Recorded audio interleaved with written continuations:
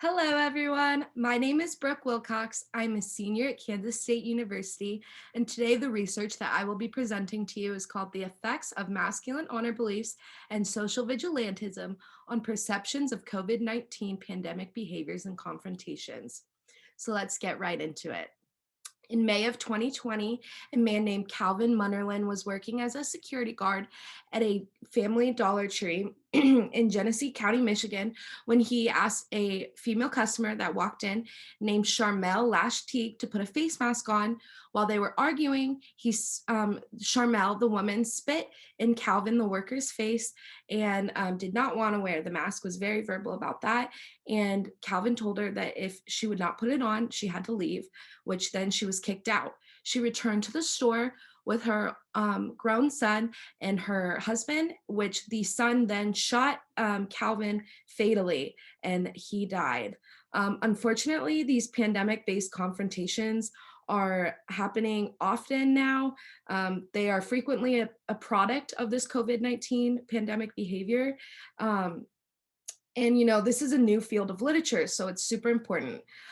In my study, we argue that certain individual differences may affect perceptions of the pandemic compliance and confrontations, specifically social vigilantism and masculine honor beliefs, which social vigilantism can be understood as one's tendency to impress their beliefs onto others and resistance to persuasion, as well as masculine honor beliefs can be understood as expectations that men should protect their family, property, and reputations from threats at all costs. So we hypothesize that there would be more positive perceptions of mask wearing than non-mask wearing, as well as social vigilantism and or masculine honor beliefs interacting with the conditional manipulations. However, we did not make any directional predictions for these interactions. So for our participants, we had 237 undergraduate students from a large Midwestern university. They were all enrolled in a general psych course. A fun fact about these participants is that 30% of them did have COVID at some point, and 81% of them said a family member or close friend had contracted COVID. So interesting.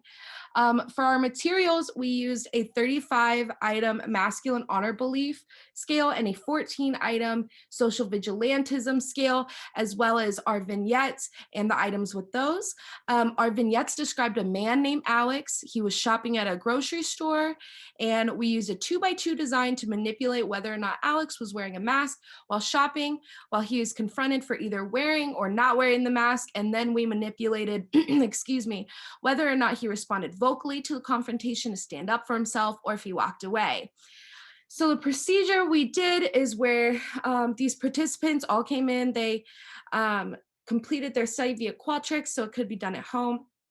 First, they provided their consent along with demographic information, and then in a counterbalanced order, they then completed the individual vignettes, the individual difference scales, excuse me, and the vignette along with all of the response items. When they were finished, participants were thanked, debriefed, and granted credits. So the results that we saw was after using linear regressions with our individual differences, excuse me, conditional manipulations, and some interactions as predictions of positive perceptions of Alex. In general, basically, participants tended to like Alex more when he would wear the mask and simply walk away. They did not like him when he vocally defended himself. But similarly, our mask by vocal response interaction was significant and does suggest that regardless of his response, participants like Alex the best when he wore a mask, and participants liked Alex the least when he was not wearing a mask and vocally defending himself, which presumably was because his defense was seen as unjustified. Lastly, the masculine honor beliefs by mask interaction was also significant and suggests that not only did individuals higher in masculine honor beliefs like Alex's personality more, but when he was not wearing a mask, they disliked Alex's personality more when he was wearing a mask. These results highlight the importance of social behavior and individual differences in an understanding pandemic confrontations. Lastly, for our discussion, we did find that These masculine honor beliefs findings are linear with other research on pandemic behaviors, specifically that individuals higher in masculine honor beliefs value individual freedom to make their own decisions. And we believe that future research should really consider assessing pandemic confrontations that turn violent between store owners and customers. And I hope you enjoyed this, and I'm looking forward to listening to your research.